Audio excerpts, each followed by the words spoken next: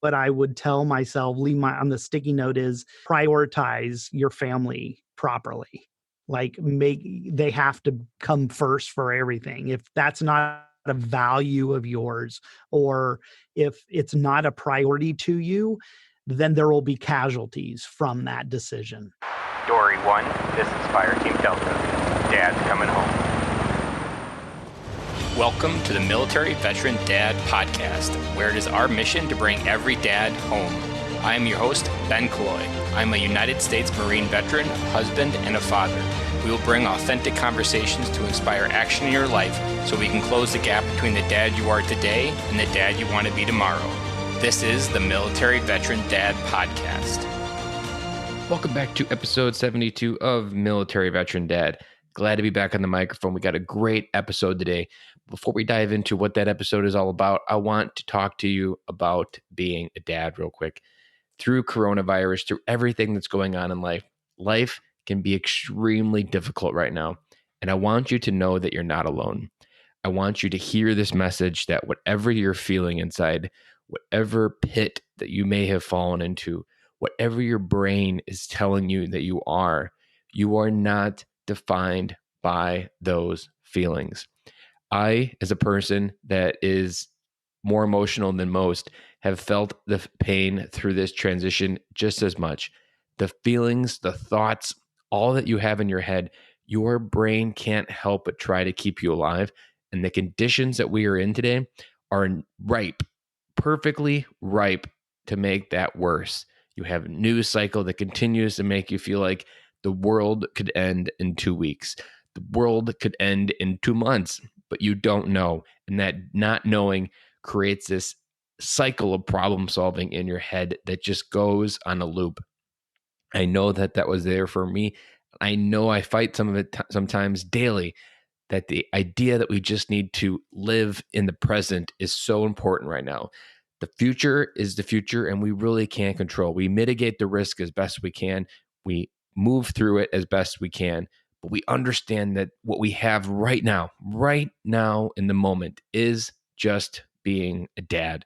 At the core of everything you feel, everything you're thinking about, the one thing that is pure, the one thing that is always there, and the one thing that's a constant through all of this is the love of your family, your wife, and your kids.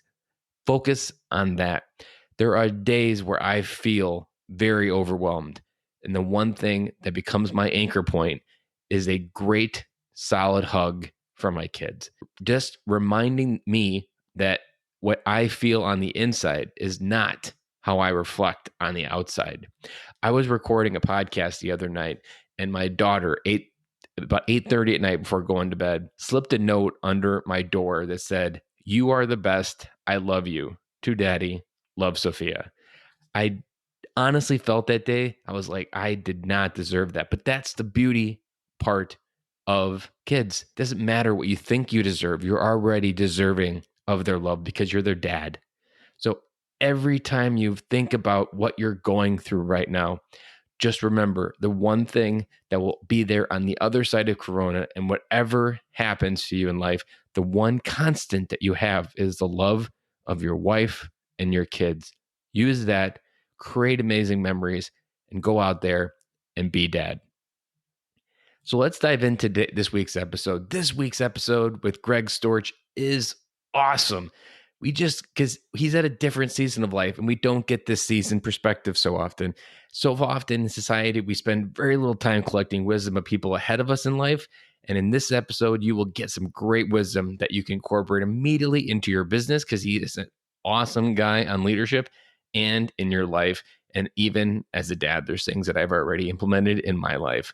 Some of the topics we cover is the ways, the roles we play in life, not being ready to receive advice. Oftentimes that we try to think we would like, man, I wish I would have did this bit earlier. But a lot of times when you really think about it, I wasn't ready to receive that advice, and I probably would have told you to F off. Priorities in life, creating generational change, building trust within your relationship, realizing that you never know it all, no matter how much wisdom you think, no matter how much experience and depth, you can transition into a brand new circle and you can be the new guy. It's kind of like when you go through school, you graduate 8th grade, you're at the top of your game, You know everything because you're an eighth grader. You go to be a freshman and you go just like overnight, you go to knowing nothing and your brain stopped working.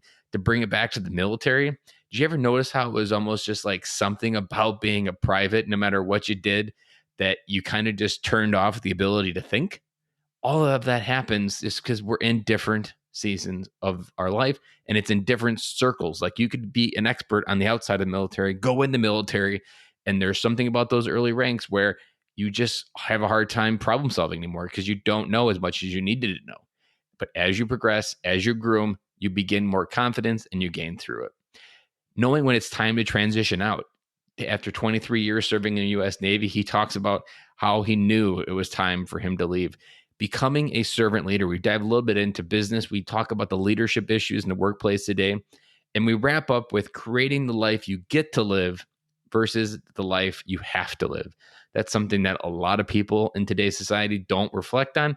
And during coronavirus is a perfect time to talk about that because that is the ultimate goal. If you've been following the podcast, you know about my journey to create the life that I get to live, not the life that I have to live.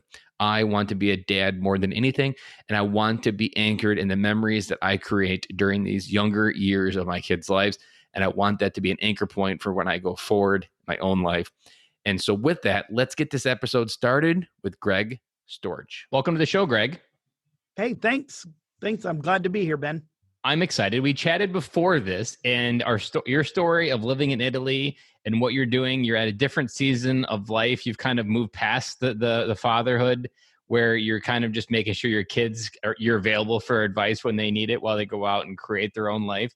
So I'm really excited to hear this because we don't often get perspective at your season of life of looking down at fatherhood versus like actually being in the thick of things when you're trying to write the manual every day and figure stuff out. Yeah, I really enjoyed our conversation, Ben. I love what you're doing. And, I lived that life, but now my kids are 25 and 28. So I've like you said, come through a different season. But as a retired military and coming from a divorce where the kids are, separated geographically. They're not even near us because now we live in Italy. There's a different role to play, but there's always a role you have to play in your life. So yeah, it's just a different approach now. And that's important because I think you want that. You never want to check out because you always want to be that constant in your kid's life as long as you can and as long as possible. And that's so important for everything that your kids need. Like in those early years, like you want to be that constant that they can come to because by creating that safe place where they can bring whatever they're going through in life, then you can help make sure they get where they need to go in life as well. Yeah, exactly. And I get to watch now as they're, young adults and see how the things I did during my active duty time impacted them. And my daughter's a nurse. She graduated with their bachelor's degree a couple of years ago. My son's married with his own child.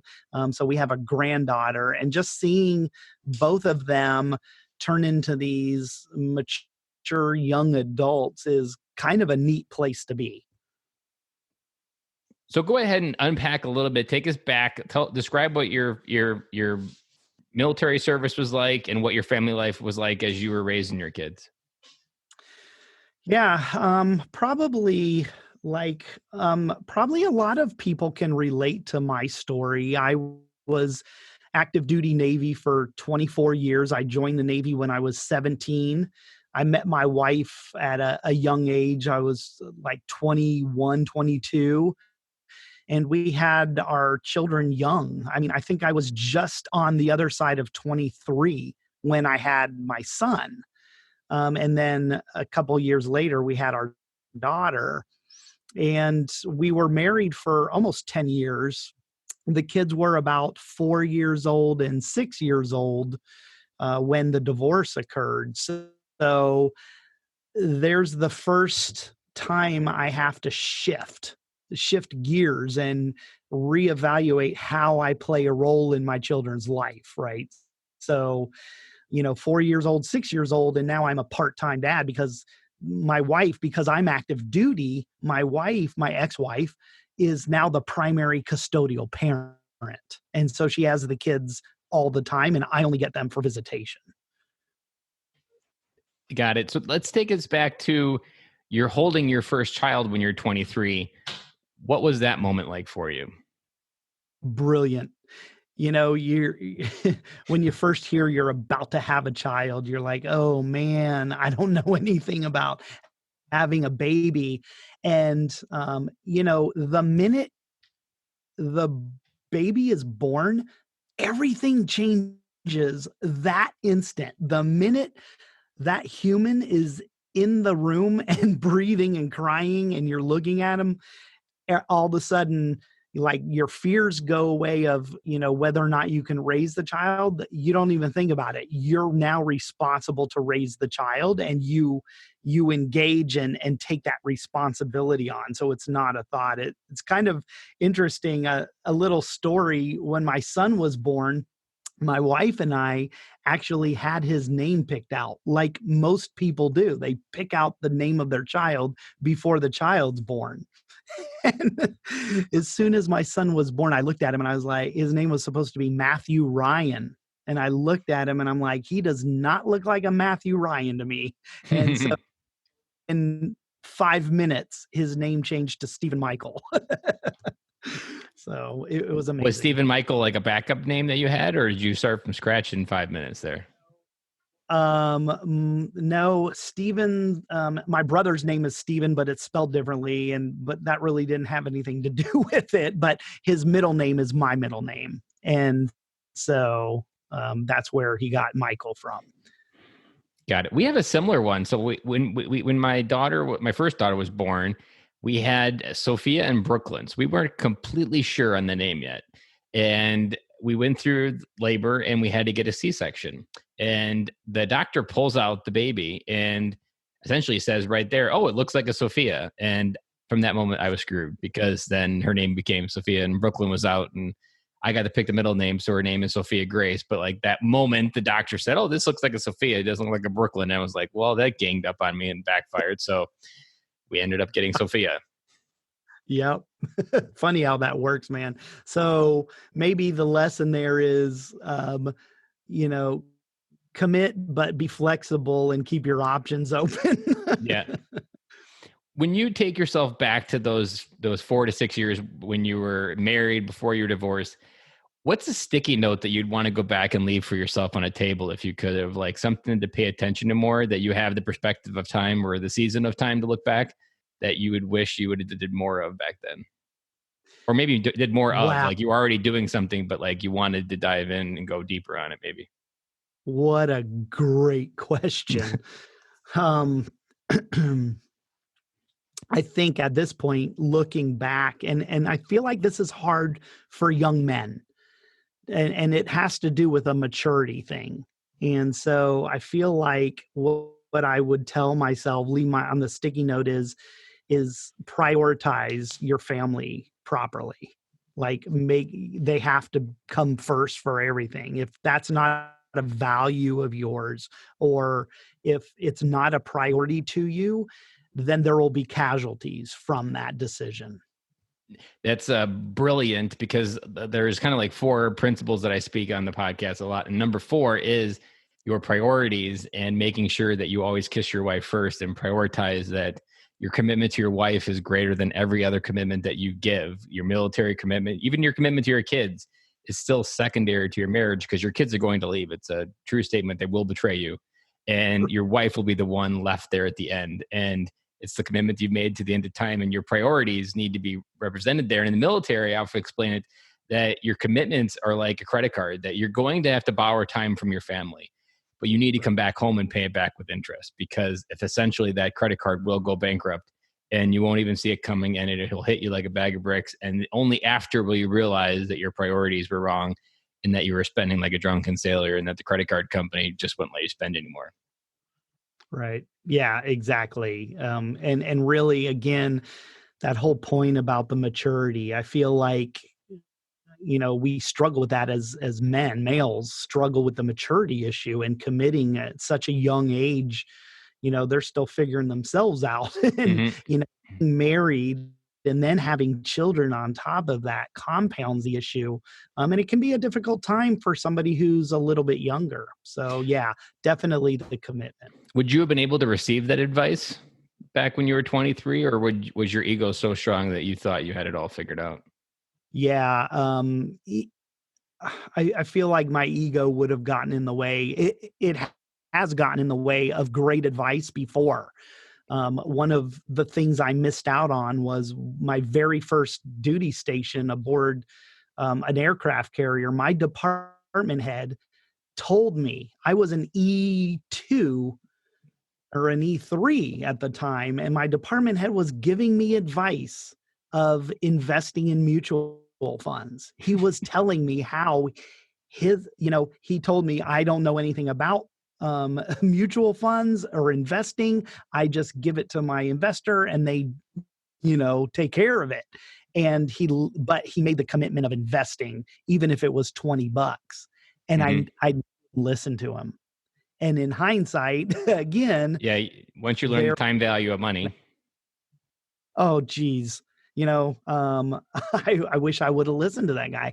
Although I did remember his advice, I just didn't take it on board until much later. So yeah, I believe my ego would have gotten in my way of reading that sticky note I left for myself, for sure. And that's step 2 of the things we talk about, that one of the very first things in the military and on the other side of transition, the first thing you got to turn off is your ego, because it's going to block out everything you desire in life. And it's going to tell you that you either have it already, and most likely you're lying to yourself because you're lying on the inside and projecting it only on the outside, or you're just going to get so stuck in your ways that people are just going to leave you behind. Yeah. Yeah. So that's a great point where, what can we be doing to help younger fathers travel through that journey part of, the early days and establish those important relationships. Because, if I was talking to me 35 years ago, I wouldn't have been able to have this chat about relationships and how important they are and how you develop and build them. So that's a tool I think we need to have that we just don't get. Mm-hmm. I think that sometimes if I reflect on it, the one thing that we think we're doing right in our 20s, but we're really just in the wrong category, is you think that the only responsibility, like the first responsibility, is providing. And you can easily get sucked into that trap that like the only thing your family needs is your financial security. And it's such an easy trap to get into that. And there's a wide society that says that validates that idea. So there's not much that challenges it, but you really need to expand that idea of being a father is the one chance you have to actually create generational change. The one best way I explain it is always use legacy. Like when you think of your legacy as your career, your impact, if you're a speaker, whatever, like you wanted to change millions of people, like that's great, but that's not your legacy. People are going to forget you eventually. Like your kids will be the best chance you have to remember and create a legacy that lasts, and really focusing on that. And I think one of the coolest things about being a military dad, either active or as a veteran, is we've just lived an awesome life. We've seen so much life.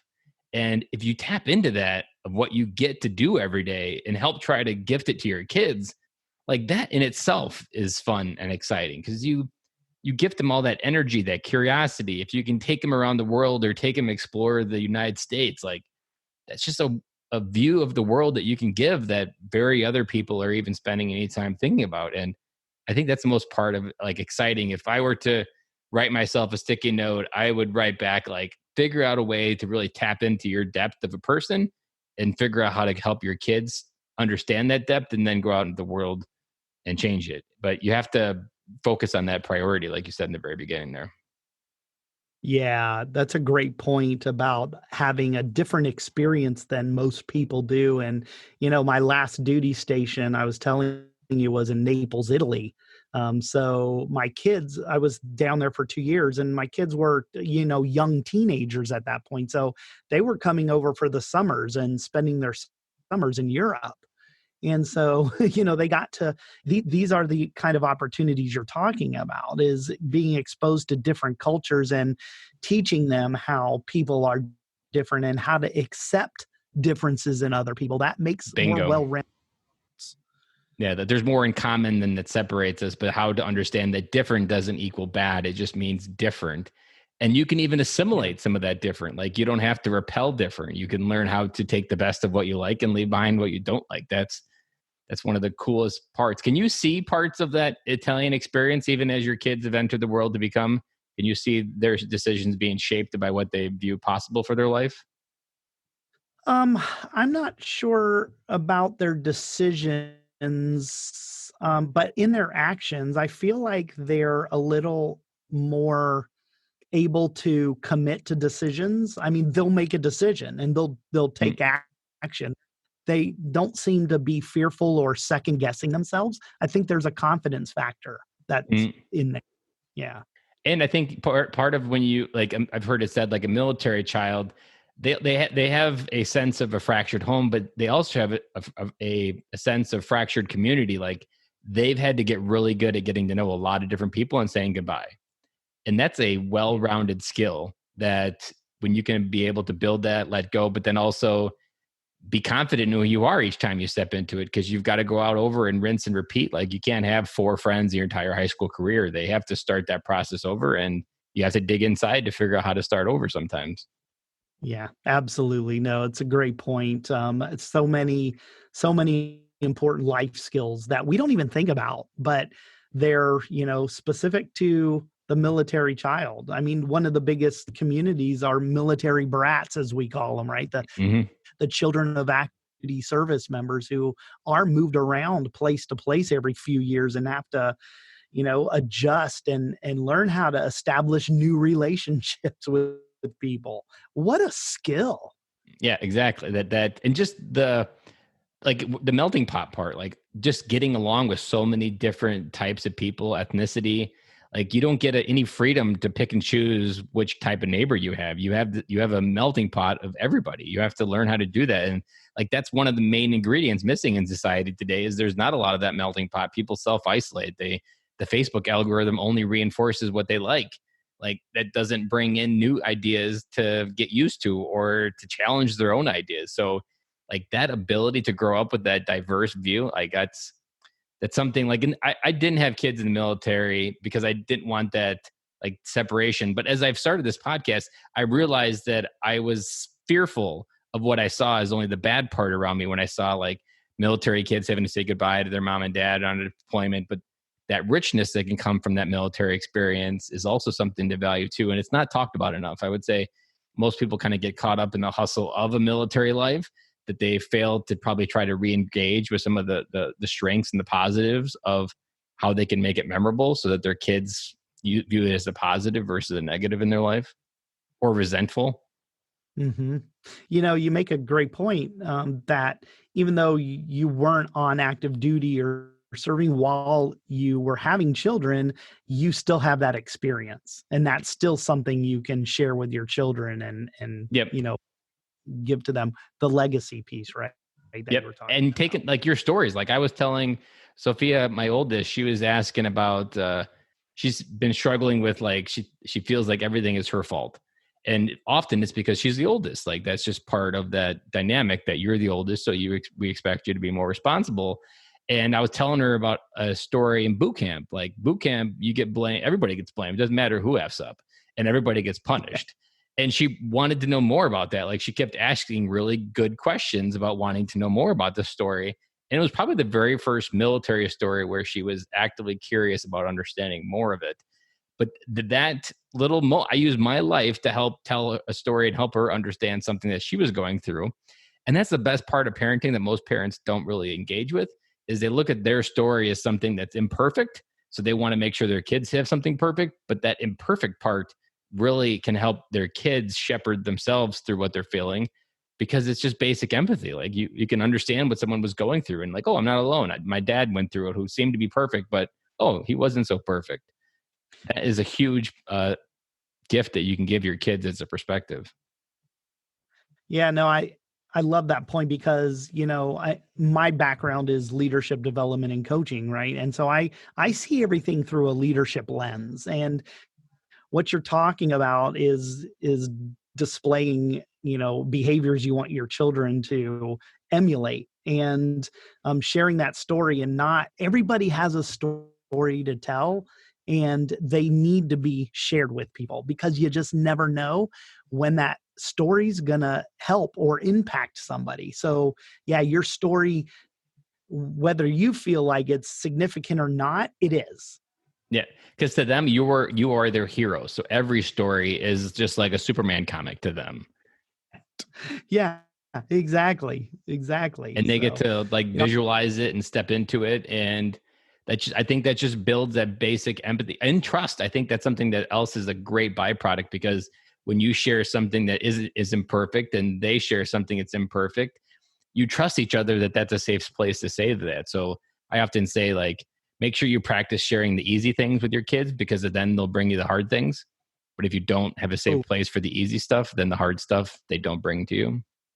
oh man, that's a good one. And the other point is, and leaders or fathers tend to do this a lot. They think they have to be perfect, but here's the secret, guys. The secret is your kids can't relate to perfect. So they need to see that you're not infallible. They need to see you failed. They need to see you're not perfect. That's what they're going to relate to and connect with you on. Maybe let's go backwards just a little bit further, because as you were talking about your story, I think there's a thread that's staring out at me. What was the reason that brought you to the military? Oh yeah, it's a great story. My dad was a retired Navy man. He did 21 years and retired, and we settled in Florida. I'm from Daytona Beach, and I grew up there. And, my dad didn't push the military on me. He only said one thing one time. He was driving me to high school before I had my license. And he said, Greg, if you aren't sure what you want to do after school, there's always the military. And that's the only thing he said to me. But as I got close to my senior year, I realized, my parents would have sent me to college like they did my two older sisters, but I didn't know what I wanted to do, and I felt like I'd be wasting their money. And so that's really the deciding factor, was like, okay, well, I guess what I'll do is join the Navy, and I picked the Navy because my brother was in the Navy. My father was in the Navy. We're a Navy family. So I picked the Navy, and that's what it was. It was fear of wasting my mom and dad's money going to college just to take classes and not know what to do. That's a good story. Let me ask maybe a side question in there. Did you feel like you were running from anything, or did you feel like you were running towards something? Like, were you running I, towards like a bigger idea of yourself, or were you kind of maybe running from the fear of not knowing who you are? And the military helped define who you are. yeah, I was definitely running from something, but it wasn't as deep as what you said, running from something. Was really the fear of being the last one in the house. I'm the baby of 7 kids. Oh, And so, okay. yeah, so all I kept, worrying about was, I don't want to be the last one left in this house with no other kids. And so I was like, aha, You were my part of the way out cleanup is to crew. join. Yeah, exactly. So I think that was the real, if I look back at it, that was the real driver, is I didn't want to be the last man standing. Yeah. And interesting enough, you kind of cheated the entire system, because then you just stayed in for 20 and never had to worry about rubber banding back to your mom and dad's basement. Exactly.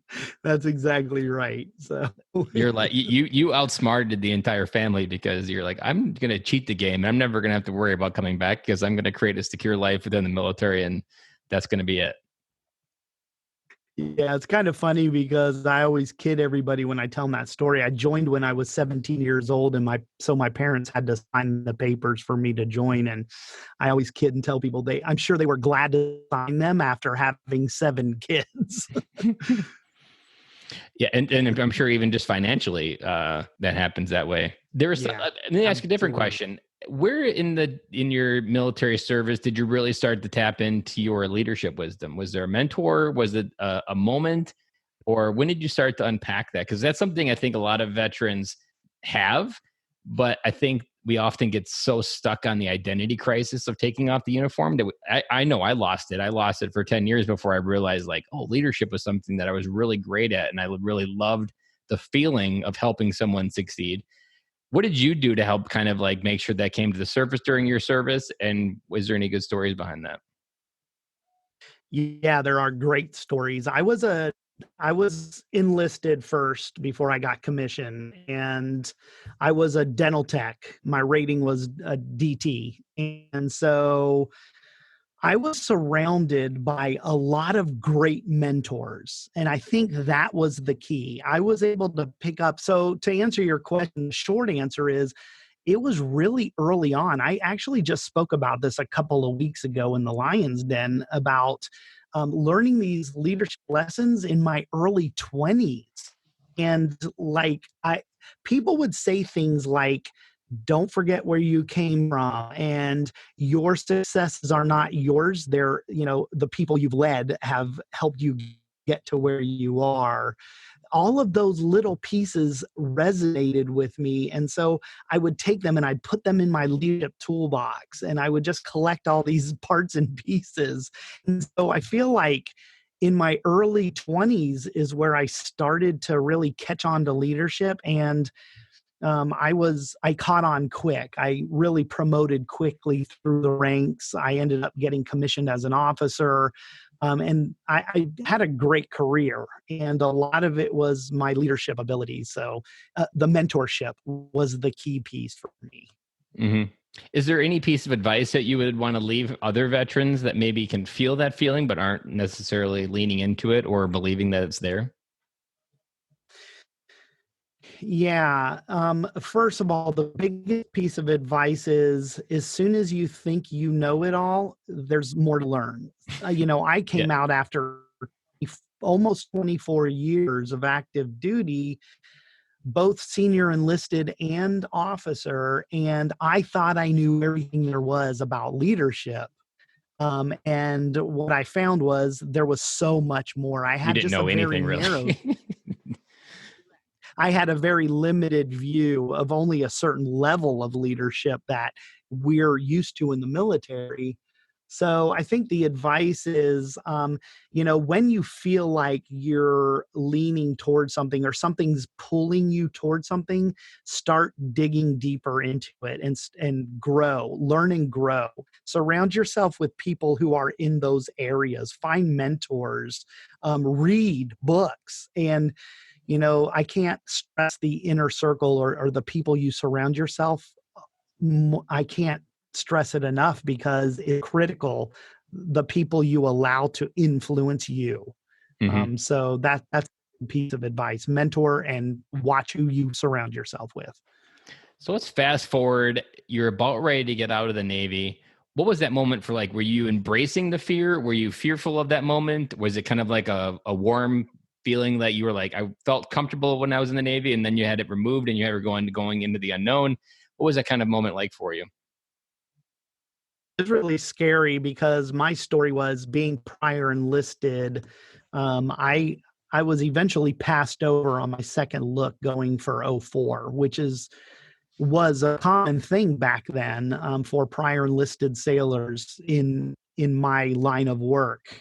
So a lot of us retired as '03Es, prior enlisted officers, and so I was passed over on my second look, and from '03 to '04, that meant you had to go home. You didn't get any more looks. So that was how I found out that my time in the Navy was done. So you Like, didn't even get to choose; it was pushed on you, almost like a medical discharge, a little bit.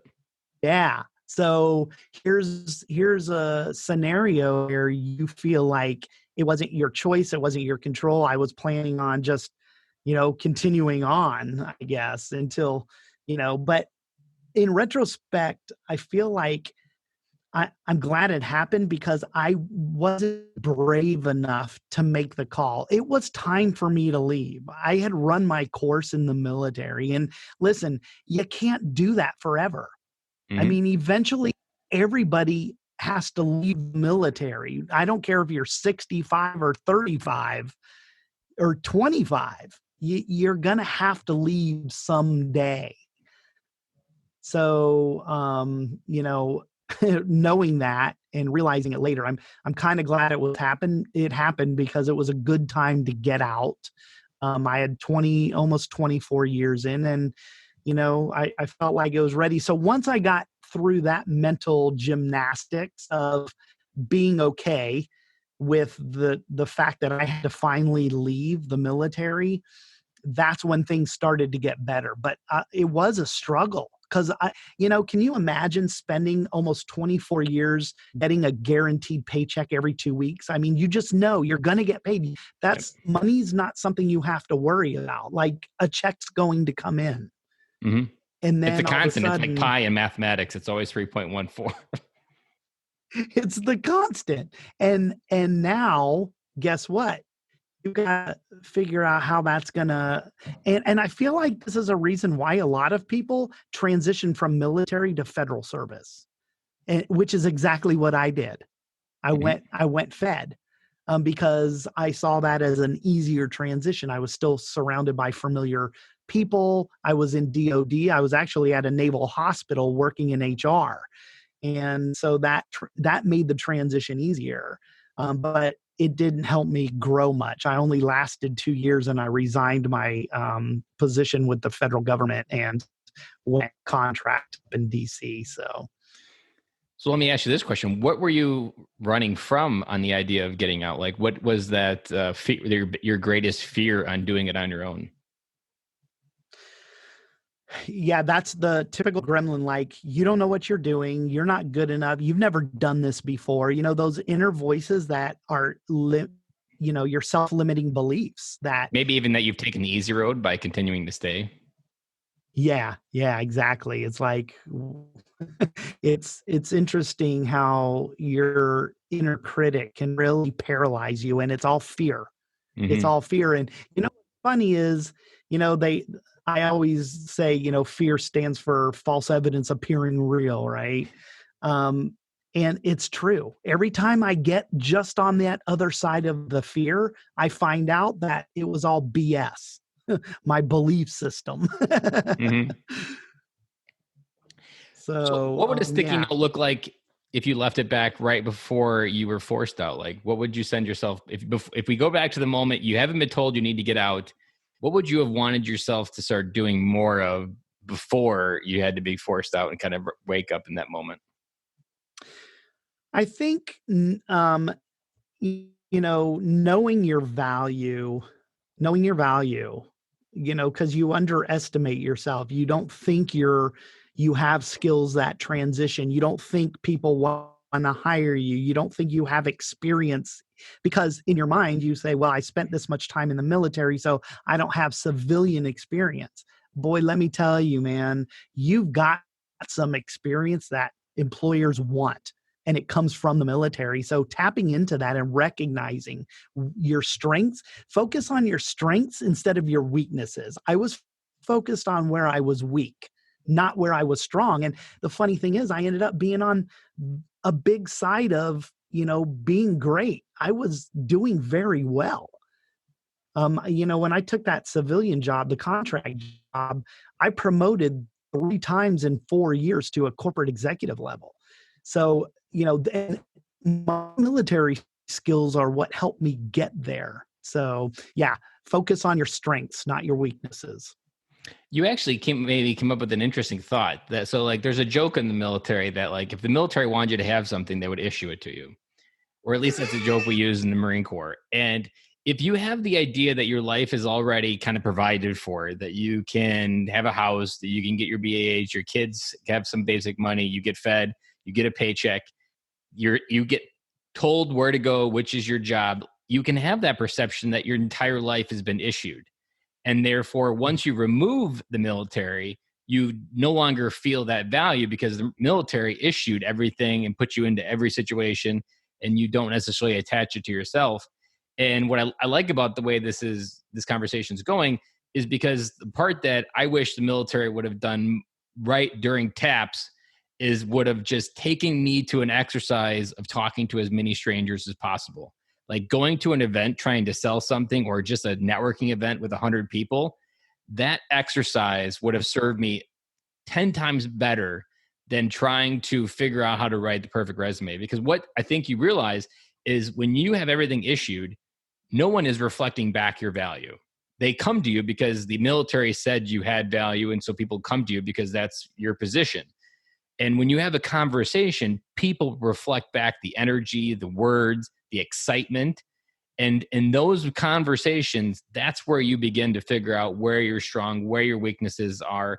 Because honestly, I think that's where people get stuck, is they don't really, like, they're probably told like, oh, focus on your strength. But then they have like, I don't even really know my strength. I don't really know who I am. The military has told me everything that I needed to be. How do I know what I need to be without that uniform?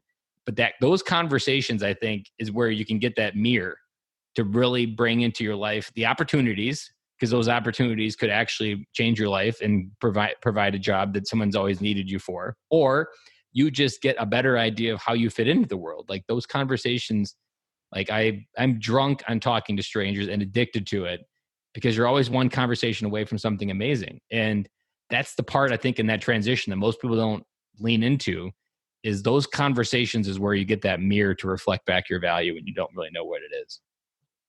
Yeah, that's a very interesting word, value and values. And, during a period of transition, one of the best things you can do is take the opportunity to do a little work on yourself and talk to yourself about what your passions are. What's your purpose? If you have an opportunity to transition from one thing to another, and you have the opportunity to follow your passion, you better know what that passion is. What were you put here for? What is your purpose? And so, doing a little bit of the passion purpose work is a great time during transition to be asking those kind of questions. What is your passion and purpose? I know leadership is your jam, but what is your passion and purpose? Yeah, my big passion is working with new leaders. I'm trying to eradicate the Sunday evening blues, those people who dread going to work. And it's not the people, it's not the employees, it's those bad bosses. And my passion is working with those. I'm trying to change the world one leader at a time, teaching them how to be more servant leadership. I keep seeing servant leadership pop up more and more like it's this new concept. It's not. It's just a concept that hasn't been embraced by leadership. It's a biblical concept. It's been around for centuries. Correct. And it's just leaders aren't embracing the concept of putting people first before policies. I always like the branding of it, calling it the heart-centered leader, because I feel like people can so often as a leader, they stay in their head. And that journey of 13 inches from your head to your heart is the one that you really need to take as a leader, because when you figure out how to connect on a heart level with someone, it's the magic of Southwest. Like at Southwest, they have a hiring policy that they don't hire for skill, they hire for heart and train for skill, because they can teach someone to vacuum the airplanes on the airplane, but they can't teach someone to care about vacuum on the airplanes. And that heart is so much more important, because when you find heart-centered people that like connecting with other heart-centered people and recognize the value of human connection and want to create more of it, that's what creates that momentum. And I have kind of a future keynote that I've been working on of like how a more connected parent at home creates a more connected parent at work.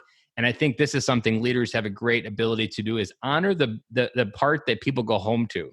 Don't try to take it as a credit card. Like, how can I get more time and send an email at 7:00 that I want him to respond to? How can I create an environment for him to thrive at home so that he thrives when he comes to work? Because that's like the one word or segment that's missing in engagement, is you can't truly engage someone if you haven't engaged all areas of their life. Correct. And that's it's funny that you brought up Southwest Airlines. Kelleher did great work in that, and that company is actually a model for servant leadership. Mm-hmm. So yeah, absolutely. But you're right. That's exactly right. There's more to a person. I just this past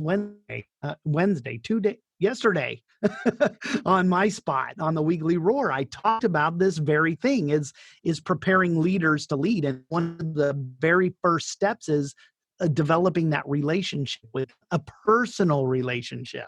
And you do that by getting to know them on a personal level, their family, where they're from, these things that aren't normally talked about at work. And the What are their reason kids' for that names? is,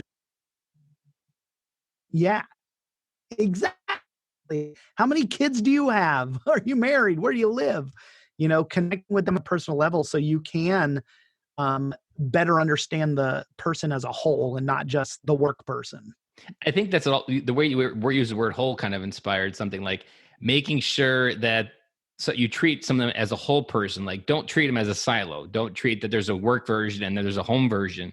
It's really the same person. And if you can figure out how to tap into the whole person, you'll get the whole effort versus let me just figure out how to tap into. And then like it also by siloing it, you create the crux of when someone's at home, they're thinking about work. And when they're at work, they're thinking about home. Like, because there's this duplicity in their life that they can't overcome because it's just one or the other. It's an or statement versus an and statement. Yeah. Yeah, you're absolutely right. That's the whole thing. So yeah, that's my big thing, man. I just love talking to people. I love coaching new leaders through that transition because you and I you probably know this, that most of the time people are promoted into leadership positions because of either longevity with the company for a long time, or they've got proven past performance in their technical role. They think that because you're doing a good job now, you'll automatically be a good leader in your promotion. And those are like the two worst reasons to promote somebody. 90% of the time, the people you're promoting don't want that responsibility. Yeah. And so that creates a bad boss. So that's why I believe that's where our cultures are being created, and they're creating these work environments that people hate, and they're physically getting Sunday night because they don't want to go to work on Monday. So yeah. So let's maybe go to the future. So if there's another dad out there listening who's at your season of life, what does the future Greg life look like? What's your best life look like going forward, like that you're trying to create and get to? Like, what's your next big place that you're trying to get your life towards, an organization point? I think one of my biggest focuses is maturing my business now, maturing myself as leader, trying to become recognized more as a leadership expert, just by continually growing in the area, speaking about it. And so I see the maturation of myself in the leadership process, and just living a life where I feel like I'm doing the things I want to do and not the things I have to do.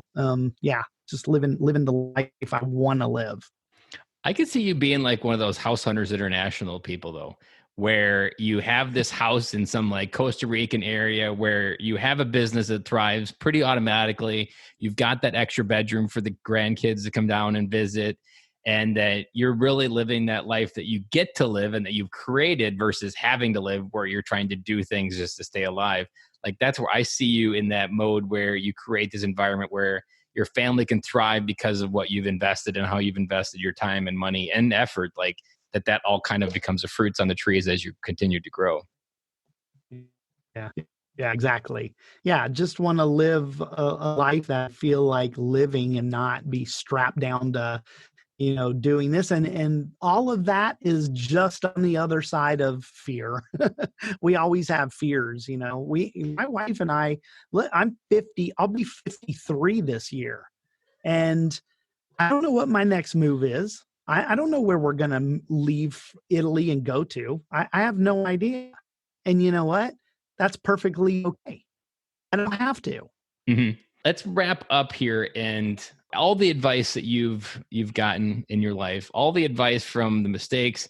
What's a parting piece of advice that you want to leave for military dads out there? Military dads. The big overarching advice is always put people first before yourself. The whole shift from being selfish to selfless. That's going to pay big dividends for you, but even more so for your family. Putting them first before yourself. is going to be key. Focus on family. Family's a commitment. You get to choose everything you do in life. Everything is a choice. It's A or B. It's black or white. It's good or bad, right? And whether or not you invest there are no bad marriages. There's only marriages you made bad through choice. Because you didn't start off in the beginning like, we're going to make one hell of a bad marriage. It's not like your objective in the beginning. So it's like all your some decisions lead up to where you end up at. Absolutely. Right. I didn't say, hey, before we hit the 10-year mark, we're going to be Splitsville and I'm never going to, get to see my children on a daily basis. Yeah. Right? We're going to be a national Esquire as far as we're going to make it and have all these gossip rumors because we're going to be the worst marriage in the history of marriages. Like that's never the objective, but that's where so many people end up at. So I think making that shift from, the inward focus to the more outward focus is going to pay huge dividends in every single area of your life, your family life, your professional life, everything, when you can turn your focus away from yourself. And, it's not always easy to do, especially when you're younger. Sometimes, you're trying to just survive on your, for yourself, and you've got this family to take care of. And that's a competing priority. And you have to figure that out and make the shift to focus on others. There's a good quote that I like repeating from Billy Graham that he said he's spoken in stadiums of 60,000 people as far as impacting and sharing his word. But he would have had a greater impact on this earth if he would have taken that exact same amount of time and invested it in his family. That's nailed it. Like that. And that's why there's a reason why our legacy is our family, or family is our legacy on my logo, because it is the thesis statement that I didn't come into this podcast looking for. I didn't even have it on my mind. But it's definitely been the anchor point that I've realized as I've dived into these lives of military dads. But that is the biggest thread that we often overlook to weave our fabric of our life together, is making sure that family is always right there in the middle of it. Yeah. Listen, they can name buildings after you and erect statues. That's not a legacy. That's a physical structure that probably get tipped over. Birds will poop on it, whatever, right? People down the road will ask, whose library is that? They don't even know the person, where it is, what we're doing with the people we leave behind. That's where the legacy's at. If people want to connect with you and understand any more about your business, where's the best place to find you? The best place is my website. Just go to lion-enterprise, no S on it, .com. All right. Is there any best social? Which social network are you on most? I'm primarily on, I'm on Instagram at leadership_lion. And of course, I'm on LinkedIn pretty often. And of course, I'm all over Facebook still. That's where my live spot's at. So, Lion Enterprise on Facebook, Greg Storch on LinkedIn. All right. Well, I really appreciate this time. And I am so glad that my common friend Andy Storch put us together. No relation to your last name, but it definitely made for an interesting introduction. And you're just one of many friendships that I am proud to have as a result of this podcast. And I can't wait to keep growing this friendship, because I'm sure this tree will definitely bear some great fruit. Absolutely. Hey, thanks, Ben. It was great speaking with you. Keep up the great work. Love it. That's a wrap. And thank you for listening to today's show, and I really hope you enjoyed it. The lifeblood of any new podcast are the reviews. If you haven't reviewed the podcast yet on iTunes, I would really appreciate it, and you will help us get the message out to even more military veteran dads. As John Maxwell says, if there is hope in the future, there is power in the present. Dads, it's time to come home.